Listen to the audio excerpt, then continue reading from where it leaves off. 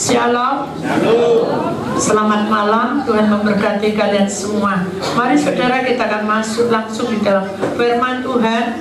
Firman Tuhan pada malam hari ini menerangkan kita, saudara, suatu kehidupan di mana kita belajar masuki pelajaran di mana apa yang harus kita lakukan apabila dalam lingkungan kita sudah tercemar dengan kuasa-kuasa kegelapan. Kita akan baca di dalam kitab Ayub, saudara. Ayub 18 ayat yang ke-17b. 17a. Di sini dikatakan, ingatlah kepadanya, lenyap dari bumi. Saudara, langkah kita sebagai orang-orang pilihan Allah, kita ini seperti pohonan, saudara. Kita ini seperti kemah yang berdiri. Hidup kita ini berdiri atas janji Tuhan. Kita akan perhatikan ayat ini, bahwa pribadi Ayub, saudara, dalam langkah kita sebagai orang-orang pilihan Allah, seringkali dalam proses yang kita hadapi itu tidak sesuai, ya. Orang namanya tidak sesuai itu, kalau aku sudah berbuat baik, berarti sudah tidak ada masalah, gitu. Kalau aku sudah berbuat baik, berarti sudah tidak ada tantangan lagi. Tidak. Kita hidup, saudara, belajar dari kepribadian kita. Yang terpenting adalah tubuh kita dulu. Ingatan kepadanya lenyap dari bumi. Berarti tubuh kita ini yang mana pasti suatu saat akan lenyap. Pribadi kita akan hancur. Langkah kita pasti akan hancur. Kenapa? Karena kita tidak memiliki apa-apa di dunia ini. Tapi kalau tubuh kita memiliki Tuhan di atas kepribadian kita, tubuh itu ada apa aja? Perasaan, pikiran, ya apalagi? Apa? Selain perasaan, pikiran, apalagi? Kemauan, emosi, ambisi, ya. Katakan emosi, tidak usah lah, ambisi. Semua orang pasti akan mengalami hal itu. Tetapi secara manusia, kalau kita berpikir dengan tubuh, itu secara manusia, saudara, manusia, ya, tanpa ada pimpinan, tanpa ada urapan, tanpa ada sesuatu yang dari Tuhan, pasti orang ini pasti hancur. Ini pasti mati, ya. Kalau mati dikubur, selesai ya mungkin. Tetapi kalau mati dalam hidup kita sebagai tubuh, keuangan kita yang mati, keluarga kita yang mati, terus apa? Langkah kita ke depan juga mati, masa depan kita. Terus ini apa hidupnya gitu? Gak bisa apa-apa. Makanya di dalam 18 Juni ini, saudara, dalam pergumulan ini, kita mendapat pementerian itu tidak hanya asal pementerian, masuk video, tapi pementerian itu menunjukkan, saudara, bahwa semua yang kita hadapi dari umur kita 0, ini ya pertumbuhannya 0 itu dari benih titik dari kandungan ibu sampai sekarang. Umurmu berapa? Kalau saya sekarang 52 tahun. Nah, dari pergumulan ini, saudara, di sini harus ada Tuhan di tengah-tengah kita. Kalau kita tidak, maka kita tidak akan mendapat apa-apa. Aku bosan titik bolak-balik pergumulan, berserah, mengalir. Dan ini memang bukan ilmunya Tuhan, tetapi ini yang dikatakan Tuhan bahwa kalau kamu tidak melakukan itu, maka ingat, bumi ini akan lenyap.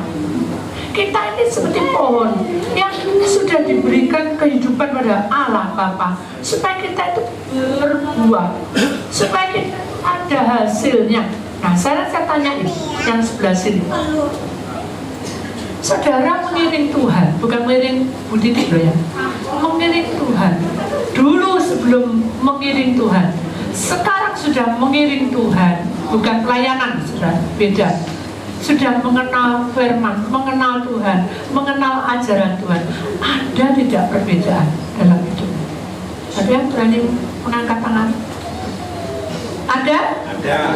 Apa perbedaannya, Pak?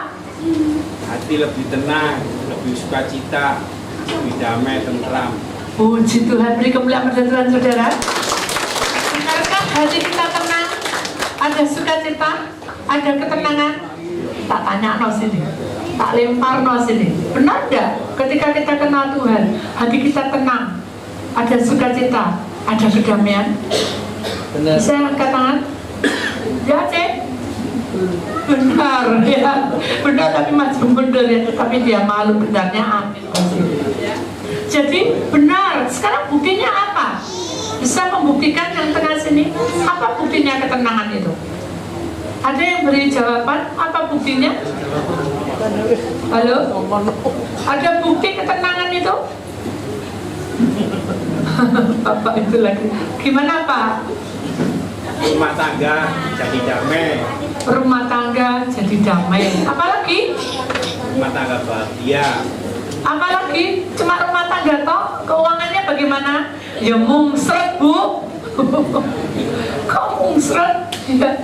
Walaupun kita punya uang, tidak ada uang, ada uang diberkati, walaupun sedikit maupun banyak, tetap Tenang. Nah, setia, tetap tenang, tidak boleh bingung. Waduh Bu, gak bingung apa setoran dulu 1 bulan itu 1 M, mungkin gitu ya saudara. Kalau saya mungkin ada ember ada, tapi M gak ada saudara. Secara logika kita mati. Tapi ketika kita memiliki Tuhan, walaupun kondisi kita ini orang bilang keuangan kita segala macam itu grafiknya naik turun, tetapi hati kita lebih dikuasai oleh siapa? Bu Titi? Dikuasai oleh siapa? Oleh Tuhan, sehingga kehidupan kita terpancar sumber kasih, sumber berkat. Loh, Bu, gak ada Bu berkat. Lancat Ibu. Ya karena saudara berhitung-hitung dengan Tuhan. Sekarang udah saudara jedok, kepepet mentok, duk, terus ada jalan. Saudara harus membayar A. Akhirnya apa? Bisa terbayar? Bisa Tuhan ikut campur tangan? bisa. Bisa? Bisa. Kok ragu-ragu bisa? Bisa. Beri kemuliaan pada Tuhan saudara. Tuhan, Dia ada di pihak kita. Dia selalu menjaga, bukan 24 jam. Dari umurmu masih menjadi benih titik sampai sekarang ini, Dia Allah Bapa tidak pernah sedikit pun melengos. Dia selalu memperhatikan. Jadi saudara jangan merasa bahwa hidup saudara tidak diberkati. Amin. Kalau saat ini saudara merasa, aduh aku tambah nemen, tambah gini, coba koreksi hidup saudara. Sudah Bu, aku sudah pelepasan, sudah pengurapan rumah, sudah begini. Saudara tidak boleh menutup siapa? Tuhan. Karena pada waktunya tiba, Dia pasti memberi berlipat-lipat ganda. Amin. Jadi saudara jangan khawatir, semuanya itu ada waktunya. Dan kita harus tahu bahwa pergumulan ini tidak hanya satu kali. Ingat, didengar baik-baik Bapak-bapak, Ibu-ibu, pergumulan ini tidak hanya satu kali, tetapi berulang-ulang kali. Belenger Bu, pasti aku yo gak kuat Bu, aku wes gak kuat Bu, gak kuat lah, karena saudara pakai logika, pakai tubuhmu yang mati. Mari kita memakai urapan Tuhan. Datang mau, jangan 18, nanti kamu jadi menteri, semua kekayaanmu diberkati. Saya tidak bilang begitu, saudara. Ketika kamu di menteri, hidupmu dipulihkan. Yang kedua, pribadimu diperbarui. Yang ketiga, langkahmu ke depan Tuhan lebih lagi membuka yang rahasia yang saudara tidak mengerti, sehingga saudara meneteskan air mata. Lu tak jadi gembeng, Bu, aku kan orang laki. Jangan saudara menganggap remeh setiap tetesan air mata. Kalau itu berkenan, akan ditampung di mangkok roti tawar, ya, di mangkok cawan hidupmu dipersembahkan pada Bapa di surga. Betapa indahnya, ya, kalau itu terjadi, kita menikmati kuasanya. Amin. Jangan pernah, saudara, kita jadi di sini berhenti. Jangan pernah, saudara, menganggap bahwa semua kejadian dalam nasib hidup saudara itu ditentukan oleh hidupmu. Tidak. Tapi seluruh kehidupanmu itu dipakai Tuhan untuk menjadi terangnya dunia. Amin. Kalau orang menjadi terangnya dunia, harus mendandani diri kita sendiri. Tahu mendandani? Bukan yang wah gitu. Kalau saya mau khotbah, saya harus mendandani, bukan wah saya begini. Kalau saya ke pasar, saya dandani aneh, saudara. Tapi kalau saya mendandani Tuhan, amin. Ketika saya berkaca, saya cuma bilang ini, Tuhan, saya hamba-Mu, saya mau melayani Engkau. Tolong Tuhan, pakai lidahmu ini. Apa yang Kau pesankan, samar semua, supaya saya juga bahagia. Tuhan lebih bahagia. Saya ingin Tuhan semuanya buka semuanya. Apapun yang terjadi buka semuanya, supaya saya itu mengerti, supaya tidak selalu memikirkan kepentingan pribadi saya. Aduh, saya sudah capek, saudara. Tidak, saya tidak mau mati. Saya mau bangkit. Bersama siapa? Bersama Tuhan. Karena bumi ini akan lenyap dan hancur, saudara. Kita tidak ikut hancur. Karena kita milik Tuhan. Sebelum hancur bumi ini, kita sudah dipanggil nama kita satu persatu. Tetapi itu nanti. Sekarang bagaimana kita bisa dipanggil dan mendengar suara kita dipanggil? Kalau hidup kita tidak mengenal kebenaran Tuhan. Yang terpenting dalam hidup, serahkan semua tubuhmu. Ya apa caranya, Bu? Capek aku, Bu. Kenapa? Suami bento baca di sini. Loh kenapa? Aduh, aku gak sabar, Bu. Kenapa? Aduh, oh mungkin dia lambat, memang dia kalem kayak konjak. Dah, Bu, ini terlalu, Bu. Terlalunya apa? Aduh, Bu, wes dua belum. Loh kenapa? Sudah tak bilangi, Bu, gak boleh pulang malam-malam. Pulang malam-malam. Sudah tak bilangi, ojo pakai uang sembarangan dan percaya sama orang. Percaya sama orang. Nah, kata-kata itu saudara, mulai sekarang ibu-ibu dengarkan telinganya. Ibu-ibu mau masuk kementerian, Tuhan putuskan perkataan itu. Jadikan perkataan itu contoh. Pak, orang itu tidak benar, Pak. Dulu hutang belum dibayar, kok mau pinjam lagi. Kenapa kowe? Diam mulutmu, jangan ikut-ikut. Sampai sudah berdiri, coba sakarmu. Nah, itu tidak baik. Atau ngomel. Beberapa, tidak usah. Diam aja. Nanti lihat diem sebarang kok. Lama kok diem? Kok jadi patung? Mau tidak ngomong sama aku? Tidak mau diwas? Ya sudah ngomong saja. Ya Pak, aku minta Ma, kok enak? Orang tua kok dia bilang, kok ginjul? Kok enak? Minta maaf. Siapa yang salah? Kadang kita kita itu minta maaf. Kata maaf ini saudara. Saudara bisa baca ini?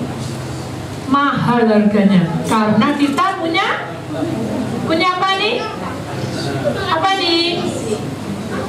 Geng? Di sini tidak ada ya. Siapa yang mudah memaafkan suaminya? Bisa memaafkan? Yang belak-belak bu, lewat bayaran naik. Tidak bayaran ya. Gak dikasih bayaranku.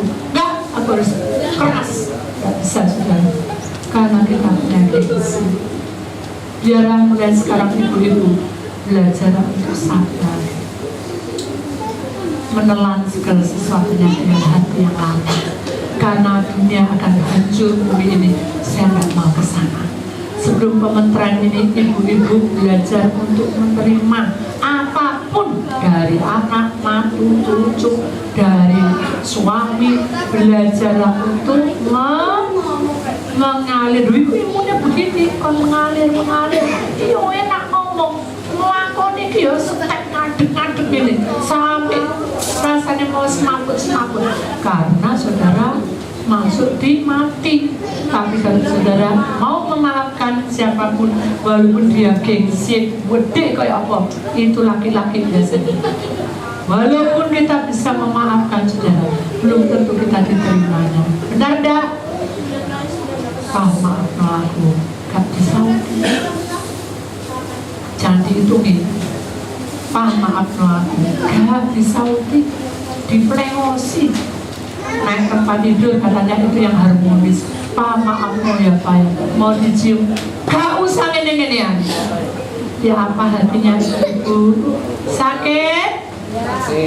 Kerontor-rontor? Wah, bantal itu bisa jadi ager-ager ancur. Selimut suek kabeh sudah. Kenapa?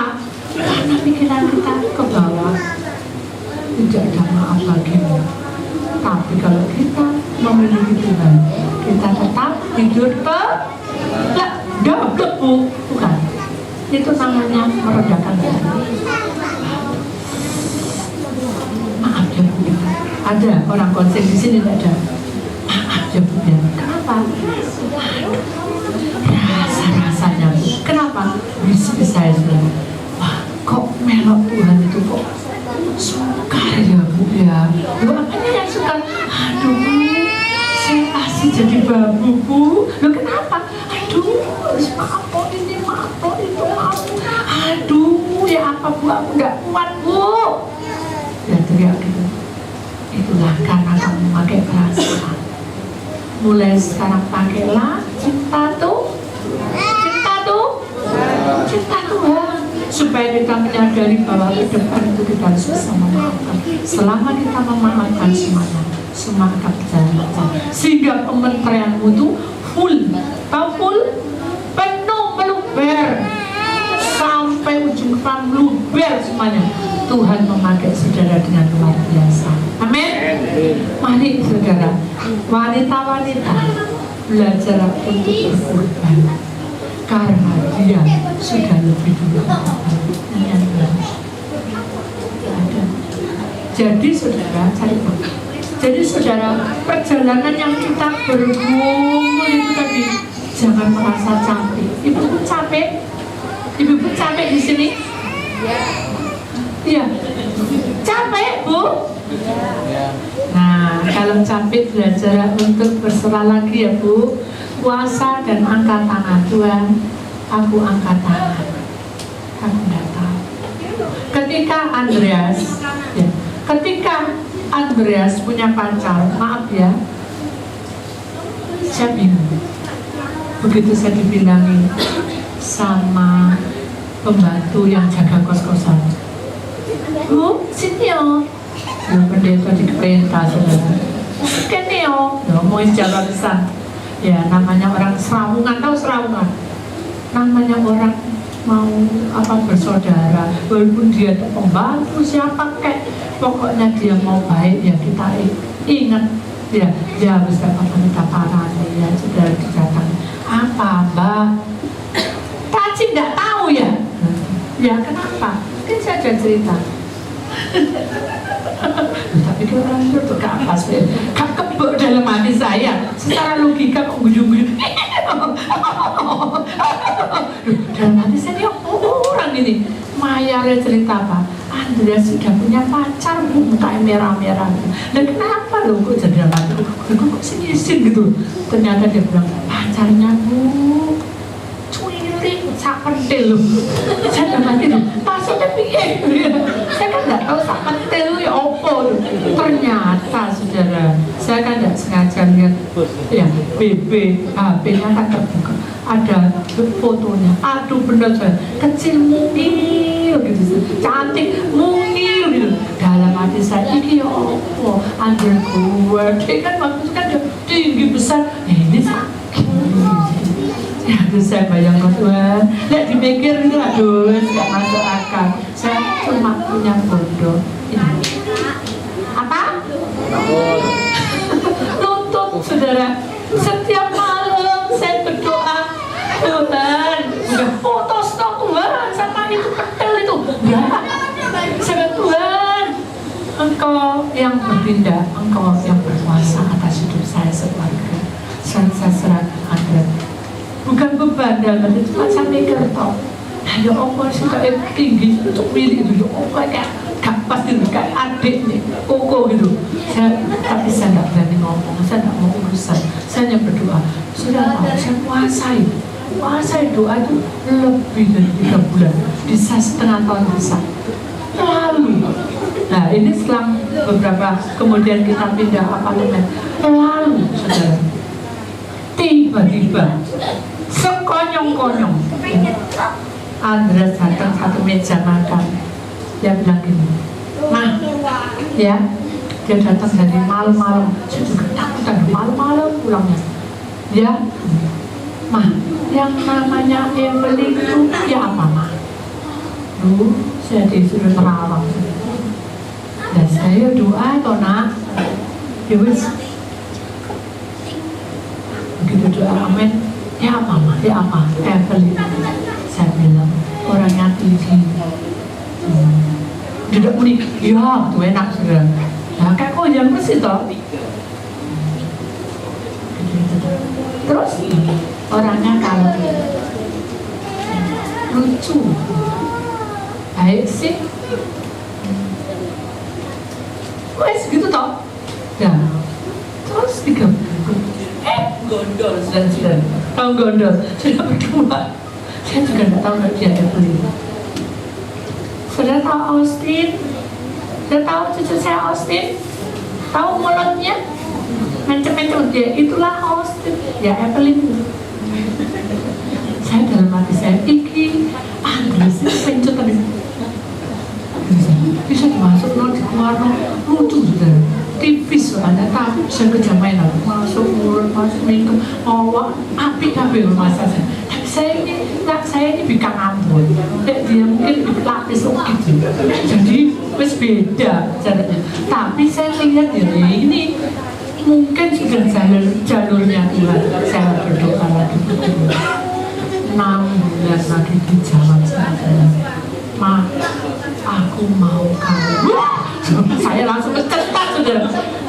Tunang-tunangan mencolok saya sampai mau geblak saudara. Tunang-tunangan langsung menikah. Wah, tanya papamu. Maksud saya malu-malu bilang.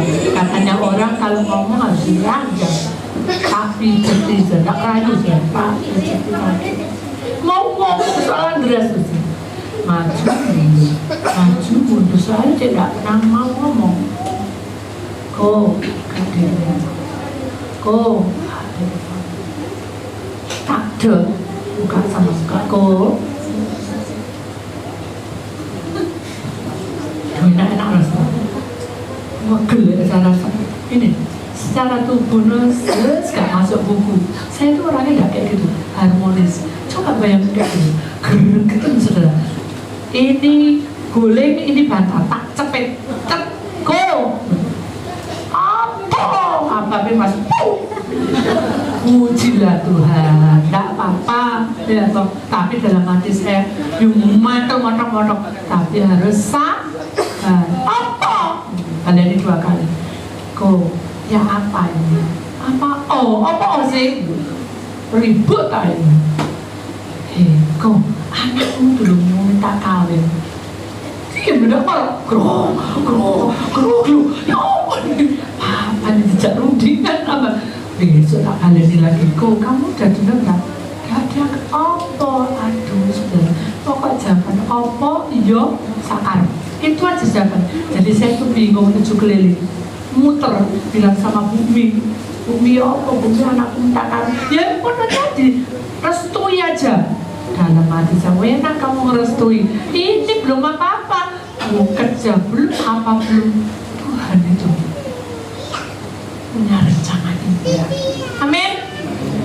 Mengapa kok Andreas minta kawin? Saya tidak tahu kalau kuliah dipanggil, saya tidak tahu.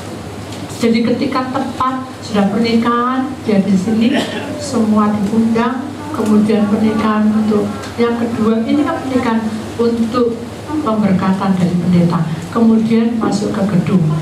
Itu saudara. Setelah itu ya tidak ada. Saya tuh malu kayak orang melamun. Hidup ini ya penuh dengan rahasia. Coba kalau kalian itu masih kasarannya masih dalam kondisi kayak gitu, tidak ada. Andreas belum menikah, terus ya apa saya hadapi saudara? Podo menemi, podo dieme, ya apa komunikasi? Saya sudah tidak tahu. Ternyata itu saudara, mereka itu sudah cucuk-cucukan dewek, tahu cucuk-cucuk, rembukan dewek. Tak rungokno, tak dengar di baliknya kaca dan selang. Inilah kehidupan saya.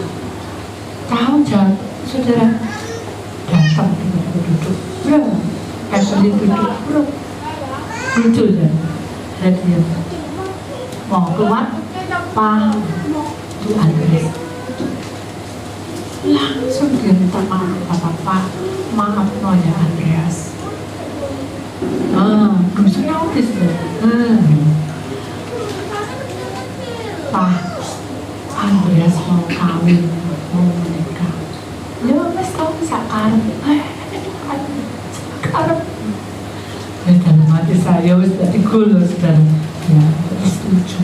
Kan ini kan begini orang, kan begitu kan, iya gitu. Ternyata kemudian sudah senang. Ya sudah, hanya saya senang kalau kau. Akhirnya malam kita cerita, kau ya apa persiapannya? Gak dijawab lagi. Waduh, kalau kita pikir secara tubuh, kasih saya mati itu saya apa? Tapi begitu Andreas dan Marcelo dia ngomong 1 kali, pokoknya ngomong cuma 1 kali kan beres sudah. Ini gini Pak, ini gini. Ya wes atur beres sudah. Jadi saya sebagai mama tuh kalau secara logis, kok aku dilumpati itu saya. Tapi kalau saya bilang dalam Tuhan mengalir, akhirnya apa? Jadilah indah pada kamu. Coba kalau kita geger, kamu wah, sudah mari sudah. Nanti Koda juga stres, Andrea juga stres. Sudah tahu, waktu pernikahan dia jalan kaki sendiri untuk langkahnya naik kaki tinggi sampai itu ketir-ketir dan dia laporan sama saya. Ada apa laporan? Ya tadi cuman makan telur asin. Aduh, terus takut. Iyanya, tapi dia bentak-bentak saya. Apa dia? Ya tadi naik tangga tidak boleh dipegang siapa-siapa. Terus ibu kan kami tangannya ngeten ya. Itu ya gak mau aneh bu. Kamu jadi bu. Dan saya kira saya sungguh jatuh mata kamu. Lihat bu sudah merorok. Karena setianya bumi saudara. Jadi kau yang jalan itu dia nampani dan pokoknya pantai. Dan itu loh. Kenapa saya punya ini? Karena Tuhan baik. Amin. Indah pada waktunya, semua disediakan indah pada waktu. Ketika saya masuk di dalam liang kubur terakhir di taman saya betul-betul bersyukur, bukan bersyukur kesenangan. Tuhan sudah menata saya begitu karena saya sudah selesaikan masalah saya. Saudara, marilah kita ingat bahwa bumi ini akan lenyap. Apakah saudara ingin bahagia itu hidup di dalam, tumbuh di dalam keluarga saudara? Kalau tumbuh, mari jangan memandang kelemahan si A, jangan menyalahkan si B, jangan itu. Wes dimotet berdoa, panggilan anak itu, panggilan mantu itu, panggilan siapapun yang membuat ganjelan dalam hati saudara, itu pasti ada masanya. Amin. Jadi saudara harus berjuang untuk ke depan. Kemudian kita lihat lagi saudara, slide selanjutnya ayat 18 ayat 17b. Di sini dikatakan ada malaikat yang sedang jatuh. Ayat 18-17b, namanya tidak lagi disebut di lorong-lorong. Kalau kita memiliki tangga, saudara, kalau tangga itu tangga kebenaran dari Tuhan, saudara, tangga itu menuntun hidup kita menuju terang. Tetapi kalau kita tidak memiliki tangga kebenaran ini, maka kita akan bertemu dengan lorong-lorong gelap. Saudara, saya akan terangkan arti lorong. Suatu ketika saya itu lagi doa, kemudian Tuhan berkata, "Hai hambaku, keluarlah kamu." Loh, kemana? Akhirnya saya keluar, saya melihat tubuh saya lagi berdoa, saya keluar. Terus di tengah laut Gelora, saya dalam hati saya, loh, kenapa kok masuk di laut? Waduh Tuhan, saya paling gak suka ke laut. Kenapa? Sudah tahu kenapa? Kenapa saya gak suka laut? Kenapa? Lepas keluar buang ke tengah lautan, jadi sing pas sudah dibuang ke lautan. Nah itu yang saya pikir. Tapi begitu Tuhan yang masuk, dan jangan takut, aku menyertai kamu. Hanya saya masuk. Begitu masuk bening, ya ada ikan, ya ada karang, batu karang, ya ada macam-macam di bawah dasar. Kemudian Tuhan bilang, ayo masuklah ke lorong ini. Saya itu kan tidak tahu lorong itu apa. Lihat besar dia segitu bulannya. Saya kan tidak ngerti, ya saya masuk. Begitu masuk, baunya saudara, baunya sudah tahu ikan yang sudah basi, ikan laut. Tahu ikan laut? Pernah pergi ke pantai enggak? Pernah lihat ikan yang sudah busuk enggak? Baunya kayak apa? Anjir ya, amis-amis pienak gitu. Nah, begitu saya masuk, wah, amisnya kayak gitu tuh. Wah, saya mau muntah saudara. Kenapa? Saya bilang, Tuhan, kenapa kok baunya kayak gitu? Tuhan bilang, lihatlah dan begitu dilihat lumut itu saudara bisa hidup. Jadi ini kan ada lorong. Setiap lorong itu punya lumut. Lumutnya itu hidup. Tahu? Ada nafasnya. Dan itu adalah iblis yang menempel di karang-karang itu. Sehingga ketika kita masuk di lorong itu, dia menguasai pikiran kita, dia menguasai hidup kita, dia menguasai luka kita, semuanya dikuasai, sehingga langkah kita itu enggak kuat. Saya sampai mau pingsan, Tuhan kuatkan. Jadi yang namanya lorong-lorong itu adalah sesuatu yang berbau tidak enak. Kalau hidup saudara tidak masuk dalam kebenaran Tuhan, maka lorong itu menjadi bagian kita. Kita tidak mau ke sana. Amin. Jangan pernah kita masuk ke lorong, tapi biarlah kita masuk di dalam tangga kebenaran Tuhan. Tangga kebenaran Tuhan itu ada malaikat yang menuntut saudara. Mengapa malaikat itu jatuh? Mengapa malaikat itu seperti orang sedih? Karena kita tidak mau menuruti suara Tuhan. Jadi saudara, kalau kita mau masuk dalam pemetran ini, siapkan hati. Ya. Ketika saya mau pulang, mau ke sini Jombang, saya bilang sama Bumi, ya, kaca meja itu loh saya bilang itu pecah karena banyak beban dan andretnya Denny, jadi pecah kacanya, jadi nggak punya meja. Saya bilang sama Bumi, gelas semua itu cuci bersih, ya. Taruh dari bapak, nanti kalau mau ambil jangan ambil dari dalam, nggak usah kelihatan keluar.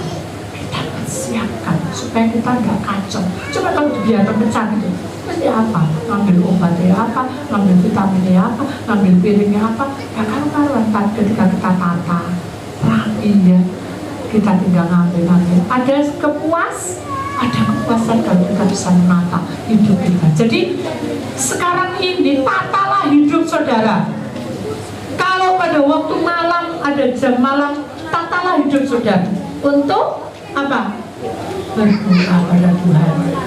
Tatalah hidup saudara ketika masalah itu datang bertubi-tubi, saudara harus membuka hati Tuhan. Ini aku nggak bisa mengalami kejadian kayak gini. Aku nggak siap. Tata hidup. Ketika saudara menata hidup saudara menuju ke Tuhan, Tuhan tidak pernah tinggal diam. Dia akan menuntun saudara ke tempat tangga kebenaran. Amin. Tangga kebenaran itu yang akan memberikan kekuatan kepada kita. Saudara yang di sini mata tangga, saudara mendengar atau pernah tidak saudara merasakan bahwa ini loh hidupku, aku sudah masuk di dalam tangganya Allah. Bisa saudara terangkan? Ada yang mau angkat tangan? Oh ya, ini loh aku sudah menikmati tangganya Allah. Bagaimana cara menikmatinya? Ketika kita merasakan apapun, mungkin kita kekurangan uang, mungkin rumah tangga kita kacau, kita tetap tenang. Itu namanya kita masuk di dalam tangganya Allah. Amin. Mulai hari ini belajarlah untuk menerima, dituntun masuk dalam tangganya Allah, supaya kebenaran Allah itu benar-benar menjadi bagian. Amin. Itu semuanya ada caranya. Saudara, saya beri bocoran. Di tempat gereja saya itu butuh patung, dan saya berdoa sama Tuhan dan bilang patungnya itu harus patung, bukan harus, tapi kalau bisa patungnya patung gembala. Nah, saya kan nggak tahu patung gembala itu, tak klik di tempatnya internet, Andrea tak suruh ngeklik, itu patungnya gembala itu satu batong kan, dombanya banyak. Dalam hati saya, banyak gini rasanya, wis gak mungkin. Kita ambil dombanya satu yang digendong, kiri kanan satu, yang mengo di sebelah sini ngelihat Tuhan satu, jadi semuanya 4 domba. Ya, tadi saya datangi orang yang pemahat batu. Ibu enak le ngomong, ibu enak le ngomong. Ini batu gede. Ya, saya tahu ya batu gede gitu. Tapi pemahatnya tuh bukan. Loh kenapa? Loh kalau itu nanti dombanya diikut semua, wah nggak bisa, nggak cukup, batunya kurang besar, mau jadi batu raksasa tak Bu? Loh kan diameternya sekarang nggak bisa, karena nggak bisa dia bilang berapa harganya? 25 juta. Menderit saya saudara, 25 juta. Saudara teratur. Saya berdoa, Tuhan ini apa? Tuhan buka lagi. Ini loh, ketemu lagi sama tukang batu. Gini Bu, jadi macam-macam tukang batu. Gini Bu, diterangkan. Bu, api ini sudah baik. Gini, batunya itu ada 2 macam. Satu batu hitam, satu batu, saya lupa. Satu batu hitam, satu batu apa ya tadi ya? Batu kali ya. Pokoknya ada 2 ya. Ya saya bilang ya sudah. Apa namanya, terus apa bedanya Pak? Yang ini lubang-lubang Bu, pori-porinya besar, yang ini ya saya sudah tahu dibilang seseorang, yang ini nih lembut, makin lama makin gila. Oh iya, seneng dong. Oh, yes, inilah yang Tuhan mau, inilah yang Tuhan temukan. Berapa Pak? 15 juta. Dia merem-mereman, saya pengen lihat fotonya Pak. Dibuka.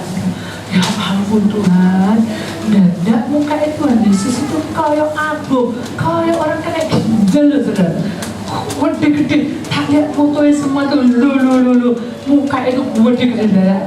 Tuh lihat Tuhan Yesus, muka wabu, jengotnya saat gini, wabu gede-gede. Waduh lupa kayak gini. Dia bilang itu fotonya kok Bu. Tak lihat semua hampir gitu. Iya Pak ya.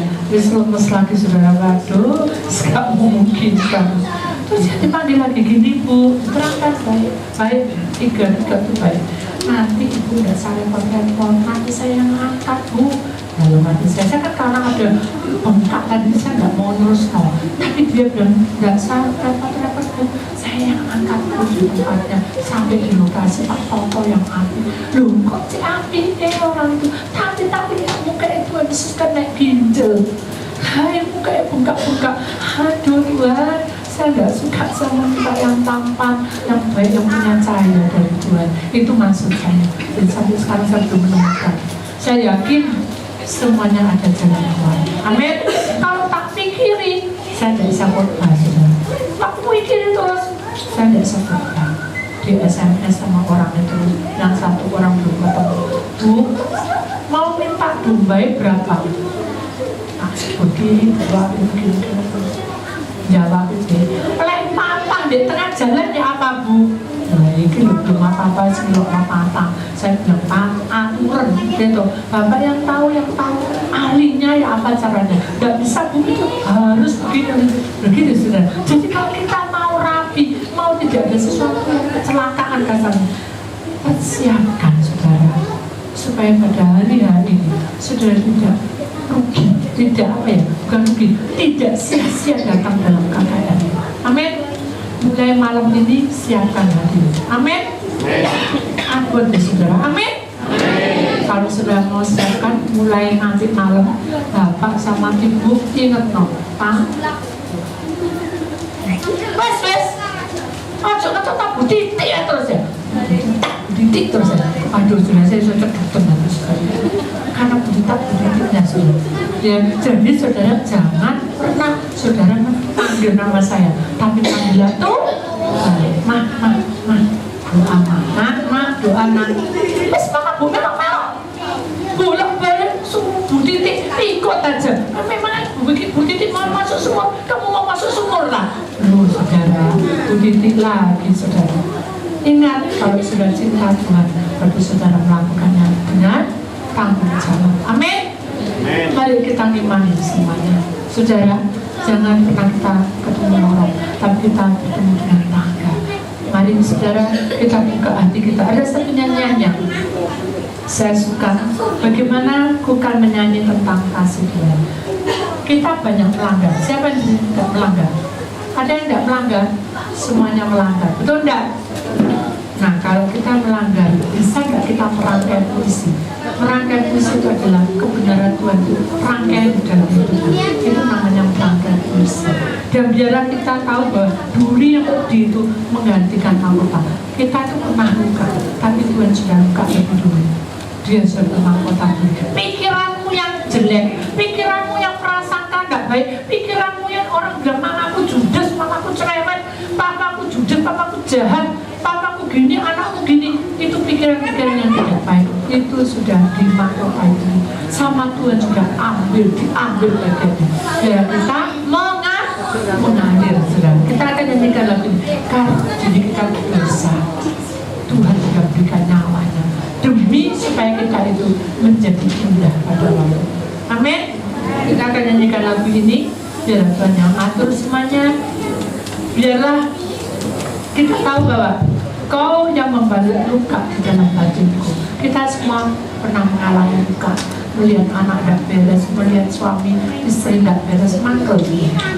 Pengennya marah, pengennya bodoh, pengennya jengkel, melihat saudara bencek, waduh saudara, geget saudara. Tapi ingat, lukamu aku sudah baru. Jadi jangan ada amarah, jangan ada kebencian. Nah saudara, dengan kasih itu, biarlah masuk dengan dosa, tapi kita dipulihkan dengan kuasa.